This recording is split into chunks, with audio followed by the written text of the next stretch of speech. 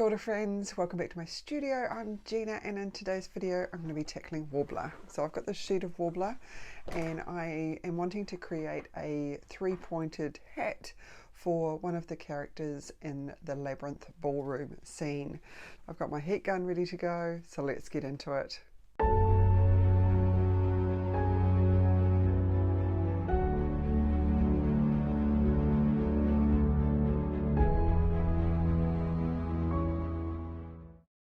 Okay, so before we get into that lighting story, let's create the final character of this build, and then we will bring the whole project together and finish off the last details.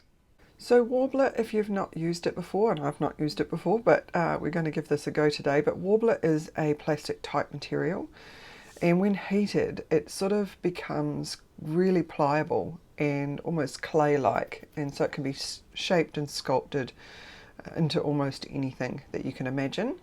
And then when it cools again, it goes back into this hard plastic state. So it's really durable, it's long lasting, it can be painted and sanded, and it can be basically used however you like. It's non-toxic as well, so even though I've got this heat gun here, it is safe enough to use inside, so that's cool. So because I've never used it before, I'm just going to give it a bit of a go, and just to work out how much heat I'm going to need to actually make it pliable, whether it can be touched straight away, just really just testing out the material just in this little piece. So the little metal piece here is an attachment from my Clover iron. It's a little ball attachment, and I've just put that into my vise, and it was almost the perfect size for the shape of the hat, or the headpiece of the hat. So here I've got a larger piece of Warbler that I'm just going to heat up the very middle part of it, and then once it's kind of starting to almost change colour, one side's really shiny, and once it sort of dulls down, then I can use that to actually pull over the Warbler over this metal piece, which is going to create the hat piece. And then I can push it a bit flat on my wooden board to create the brim of the hat. So there you go, you can see that we've got this little bobble coming out through the middle of Warbler that's set really nicely now.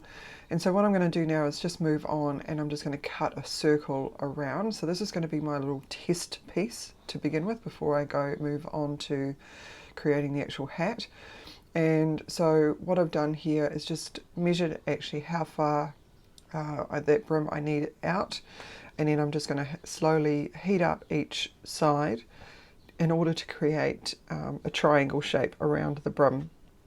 And as I heat up each side, I'm just going to fold in 1/3 of that brim in order to make the three-pointed hat. So the biggest thing I learnt around this little test piece was that heat transfers.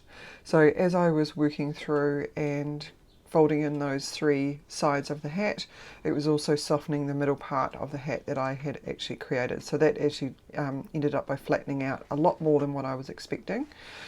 So I'm just going to move on now to actually the real piece, so to speak, and I'm just going to follow that first step, same process, and just create the hat part of the hat.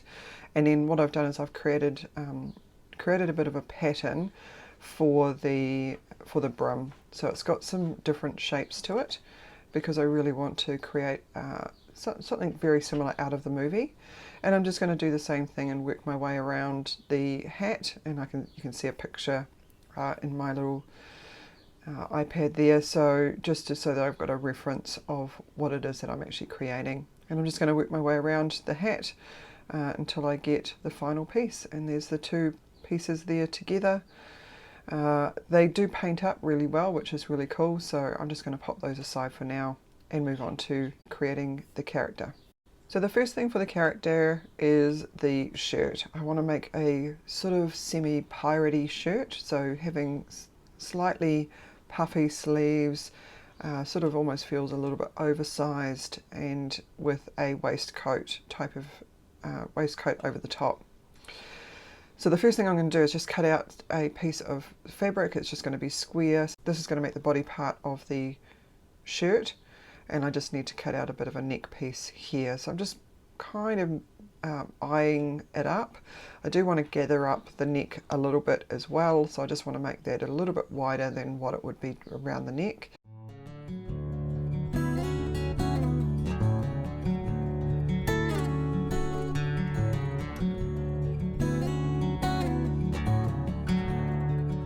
And then I'm just going to do the same for the sides as well, just to cut out the arm holes and just make sure that by folding it into quarters like this, I know that both sides are actually going to be the same. So to begin with, I am actually just going to gather up the very top part of the sleeve where it connects to the actual shirt. So I'm just going to run some little gather stitches through there, just like I've done with the other outfits that I've created as well. So just a little backwards and forwards stitch just to create an opportunity to gather it in. So that's the sleeve detail with a slight gather at the very top, just to, like I say, just to create that sort of piratey type shirt. And that's what it's going to look like there. So it's a very slight little gather, not as much as what Sarah's dress is, but just enough to add a little bit of volume to the shirt. And then I'm just going to stitch around to bring the whole thing together and fight with my cotton. And yeah, just a little back stitch just to kind of bring that all together, and then I can start to pull it onto the doll. So in order to get the shirt onto the doll, I haven't created a cut up the back or anything like that. That was just going to mean an extra seam to fold in or deal with, so I just sort of thought, well, I wanted to create the shirt big enough to be a little bit poofy, and in actual fact it was big enough that I could just pull it over the top of the doll's head and onto the body. So for the collar, what I wanted to do was just to add a little bit of height to the collar, and I'm just going to basically just glue this and stitch this into place. So I just wanted to wrap a bit of fabric around and then cross it over off to one side, just to kind of give it a little bit of detail.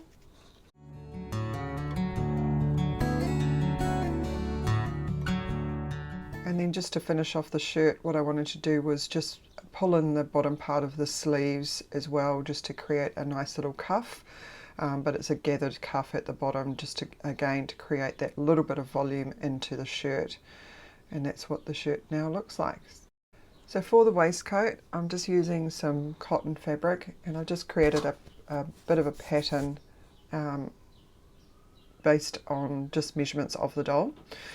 And so I'm just cutting out the armholes here, and then all I'm going to do, I'm going to do something different for this one actually, because I didn't want to have too many stitches on it, and to be honest, I didn't actually have the right coloured cotton. In order to do a top stitch around it, it just would have stood out, either being the cotton that I had was either too light or too dark. So I thought I would try this technique, which is basically using glue and an iron, just to fold in the seams, basically use that. So what the iron does is not only presses the seam, but it actually sets the glue immediately as well, which I thought was really good.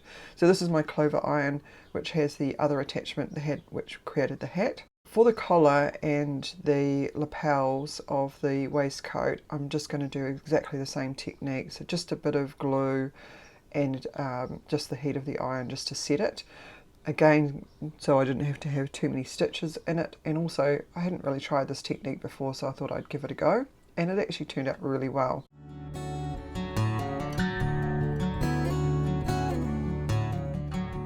And then all I want to do here is just make sure that I'm ironing it flat to bring out those extra details.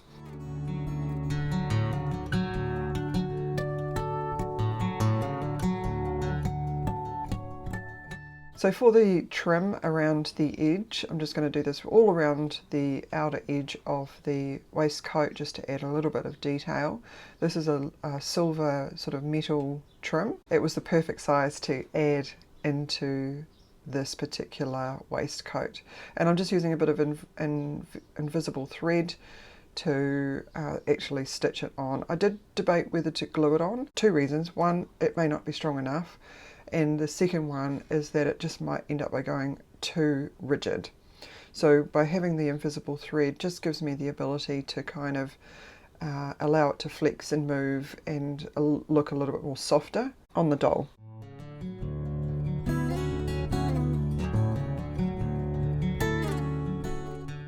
And so that's the little waistcoat all done. I did debate whether to put any additional details on it, but I'm pretty happy with how that has actually come together. So just putting it on the doll, bringing the shirt through underneath. So it's just starting to look really awesome. For the pants, all I'm doing is taking a pattern off the pants that he already had on and just drawing that around and just adding a little bit more length onto it. I'm not too sure how long I need the pants, so I'm just adding a little bit more on there. One for the cuff also, just to make sure that I'm not making them too short. I'm going to make these out of leather, and I have got this amazingly soft leather, and it's very, very thin. So that means that I don't necessarily have to put a hem on it because the leather isn't going to fray. So that was one of the reasons why I decided to go with the leather. And so once I've cut the pattern out, all I'm going to do is stitch around it just the same as what I've done for the others. So starting with the middle seam, I'm just going to leave the back open so that I can get the pants on, and also I'll just cross that over at the back, which we're not going to see. And then I'll also stitch up the side seams as well, just to bring the whole pants together. So that's them all stitched together. They're just in the wrong way round, so I'm just going to turn those in the right way and then put them onto the doll.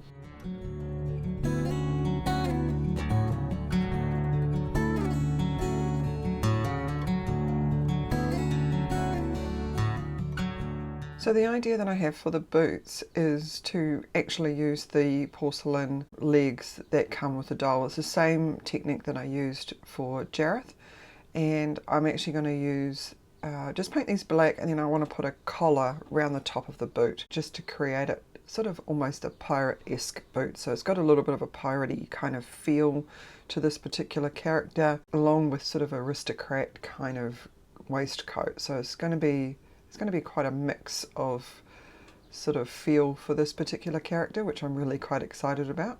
So while the boots are drying, I'm just going to create some colour onto the hat. So I've given it a base coat of white, and now I'm just mixed up a colour that's similar to the waistcoat colour. So it's just going to blend in with that, but it's a lot lighter and it's got a slight browner tone to it as well. So I've just mixed up that paint.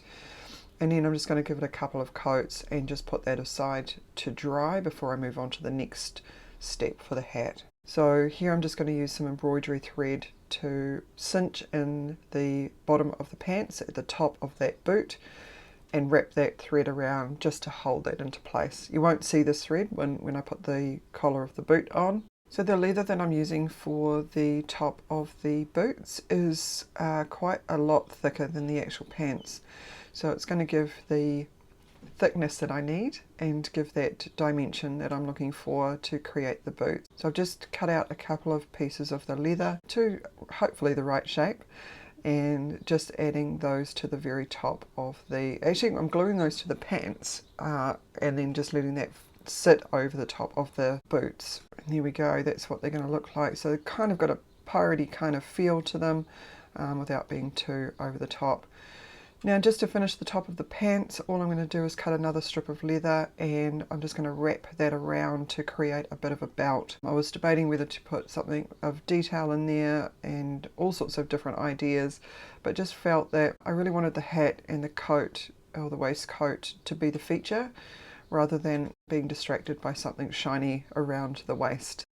And there we go, that's him, that's his outfit basically all finished. I'm just going to leave the front of the waistcoat open. I was debating whether to have it closed, all of that sort of stuff, but I've decided to leave it open so that you can kind of see the pants and the belt of the pants, and those are the boots there, so I'm pretty happy with that. So the next thing I need to do is just to add on the mask. So the mask I had created at the same time that I'd done all the other masks, so it's very much the same. So made out of polymer clay and then just painted up. So this has got a little bit of gold in it. So I'm just using a bit of super glue to attach that to the face. It has got some little spikes at the top of the mask, which I was really quite happy with, but when I put the hat on, they just didn't really fit together, so I actually end up by taking those off. For the side ties, I'm going to use a bit of ribbon, and this is the same ribbon that I'm going to use in just a moment to finish off the details on the hat. So it's all going to tie each other together, and just using a little bit of coloured fabric, which is the same fabric as the waistcoat, just to tie the whole thing together. And then I'm just going to glue those to the side of the mask. So this will make it look like it's got some, you know, ties that are actually holding the mask on, but in reality it's actually glued to the face. I also use the same ribbon to create a tie around the back as if it has been attached on, and then I dangle those ribbons down the back of the character. So moving on to the hat, I'm just using that exact same ribbon, and just with a bit of super glue I'm just going to work my way around and attach that to the very edge of the hat.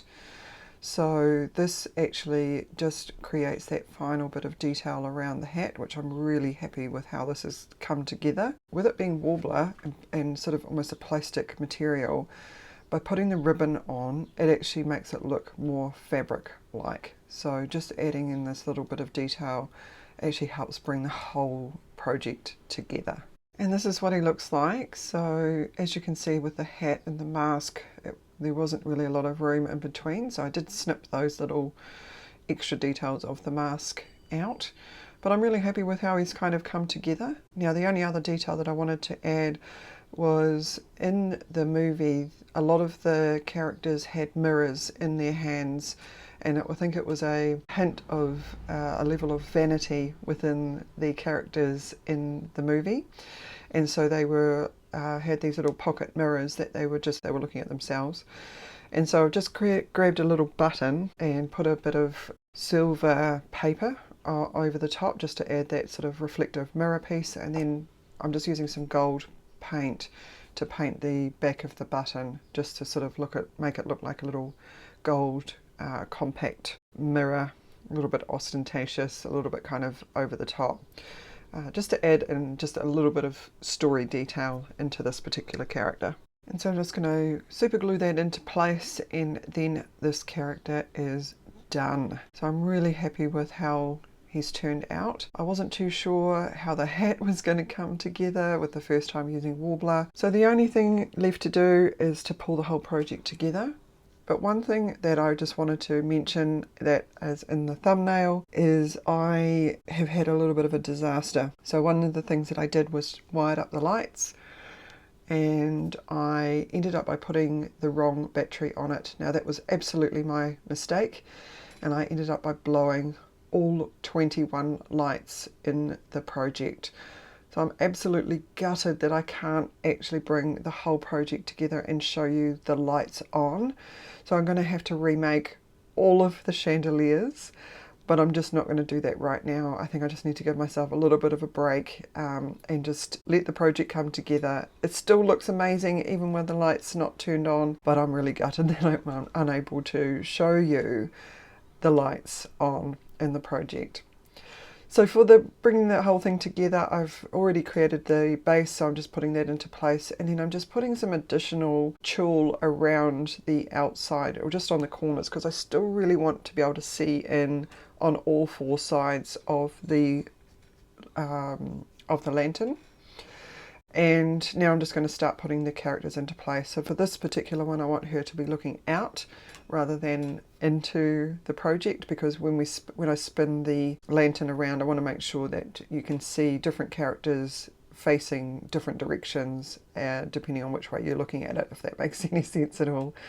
And I also need to make sure that I'm making room for the chandeliers so that when they go into the project, we've got some room for those as well. So I'm really happy with these two characters, how they've come together, and then putting Sarah in the middle of the whole project with the other characters around, so she's in the center of the project. So one of the other things that I also have for this project is some little columns. So these have got sort of a Grecian look at the top of the columns, and I'm just going to put a little bit of blue tack on those and put that. I've actually got two of them. I thought I could use two, but I'm actually just going to use the one, and this is where the clock is going to sit on top of. So I've just used a piece of mat board to fit into the top of the project in order to hold the chandeliers, and this gave me the ability to make sure that the chandeliers were hanging in the right place, that weren't over the top of any of the characters, that had room for them, but that they also were able to just fit into the project really nicely. And there we go, it is all finished. It is finally put together. Apart from the lighting, I will get back to that, and I will follow up with another video to show you that all switched on. It's just going to take a little bit of time to get those together. But if you've liked this video, consider hitting that like button, subscribe to the channel, all those wonderful YouTubey things, and until next time, I'll see you then.